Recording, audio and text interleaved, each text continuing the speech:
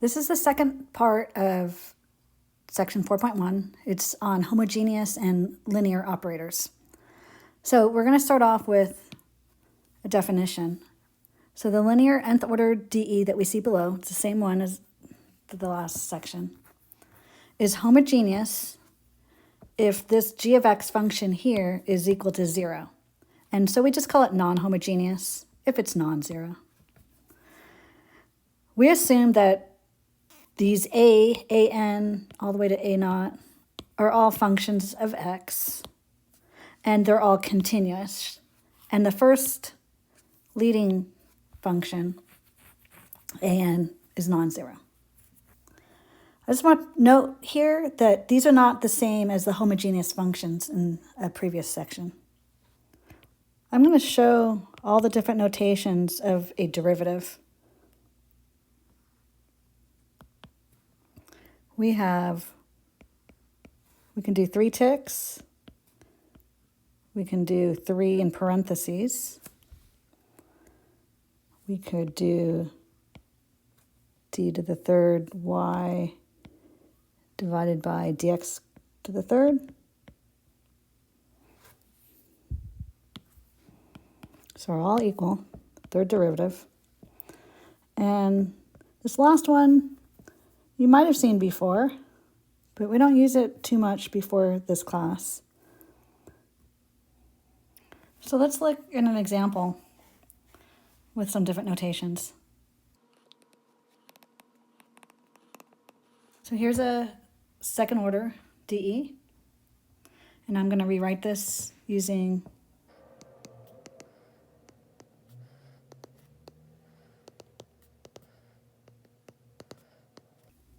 and then something interesting about this is this can actually be factored out,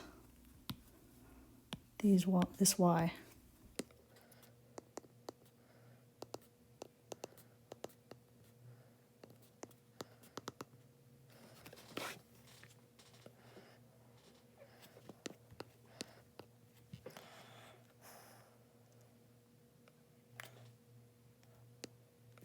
And then it's common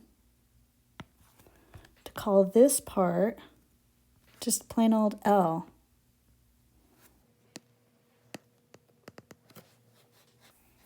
So in general, the nth order differential operator, and it's also called, another name for it is a linear operator. We have L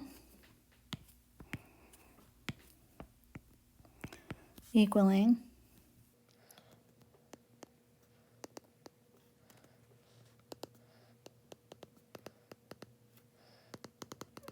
and then we have A1D plus A naught.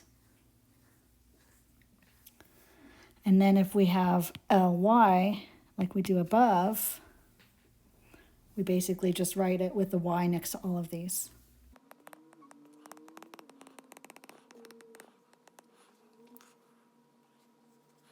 So hopefully you can see the usefulness of this condensed version, because I know every time I write that out, my hand starts hurting.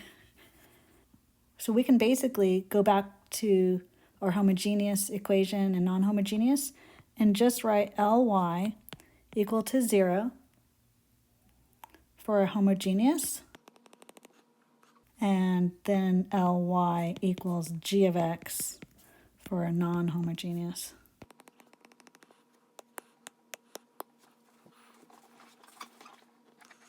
So there are more linear operators than just the differential, just so you know, but what makes it a linear operator?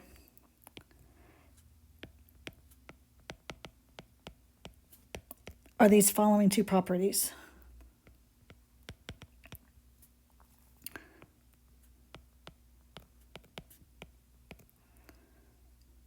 So if we have a sum, the linear operator of a sum could be the sum of the linear operators.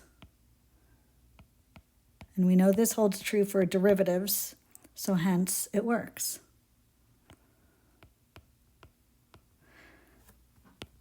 property 1. Property 2 is the linear operator of a constant times u, which is like a derivative. That constant can come to the front. So now I'd like to go over the superposition principle.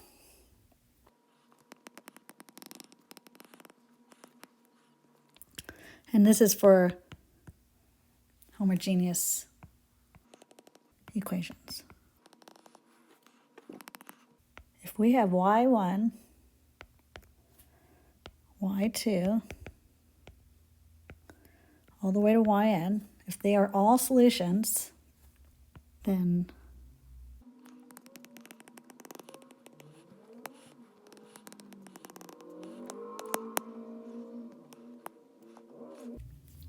so our superposition principle basically says if we have a homogeneous equation where y1, y2, all the way to yn are all solutions to the homogeneous differential equation, then y equals the linear combination of c1y1 plus c2y2 all the way to cn is also a solution. This is a real easy proof using linear operations.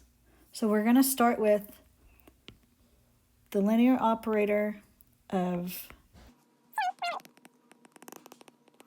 So we need to show that this is equal to 0, because if it's equal to 0, then we know that it's a solution to my homogeneous DE.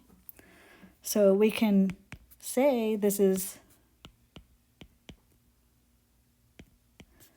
because it's a linear operator,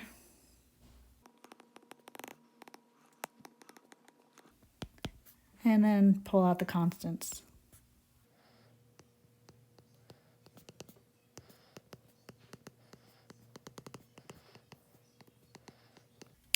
And remember the given, all of these are solutions to the homogeneous, which means you plug it in, you get 0, which is equal to C1 times 0 plus C2 times 0, Cn times 0, which is equal to 0, which is a QED, saying that that is a solution. The corollary of this theorem, meaning it's just a result of the original theorem, a homogeneous linear DE always has y equal to 0 as a trivial solution.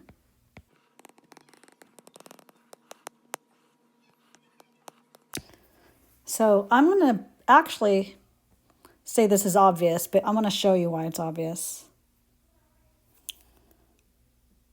So when this is 0 and y is 0, all the derivatives are 0, and so we get 0 equals 0. And so therefore, like I said, you could just look at it and see. I'm not going to write that out.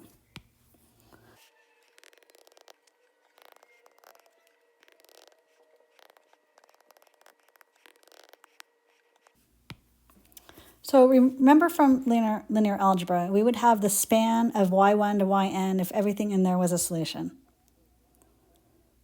And then furthermore, if we had the same set and they were independent,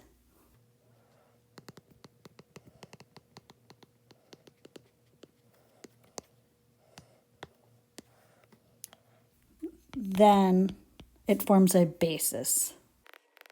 So remember a basis from linear algebra, it had to be independent and span, and then it forms a basis. So we're actually going to be looking at, in the next part of the video, how differential equation has a very similar thing here. But we call it a fundamental set instead of a basis. One last definition. The dim of an ODE is the order of the ODE.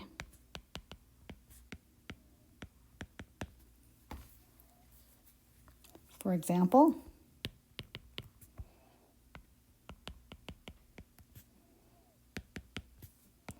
the dimension, the dim, is second order, so it's 2.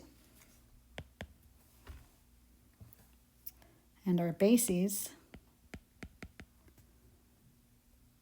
must have 2 solutions. That was true in linear algebra too, remember? The dimension was how many? It's the same thing here.